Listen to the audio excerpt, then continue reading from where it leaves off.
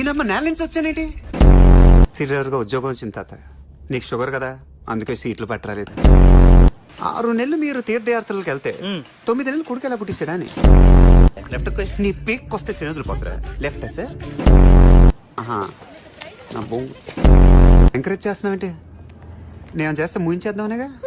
Side mirror కోసం అంత risk తీసుకో. ఫైకస్ నా బొంగులో ఆటో టాక్సీ కావాలా? ఒంటెలుంటే ఒంటెలు. దీని పిక్కలు చూసావు భయ్యా? ఎన్ని కొండలెక్కితే మనకి ఇలా వస్తాయి. సూ అంటే ఎంత బాగుంటుంది. చిన్నప్పుడు మేము స్కూల్లో దీనికి వాడేవాళ్ళం. ఓకేనా? పచ్చబొట్లు పొడుస్తారా? పిచ్చ పిచ్చగా ఉందా?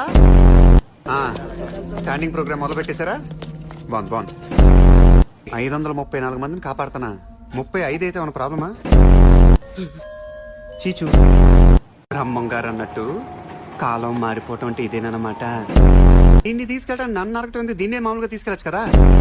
రాంబాయ్ నువ్వు ఇంకా బతికే ఉన్నావు. ఆపిల్ తినేసి నేను వదిలేయాలా అంటే అటుపని తినేసి చంపేచ్చా?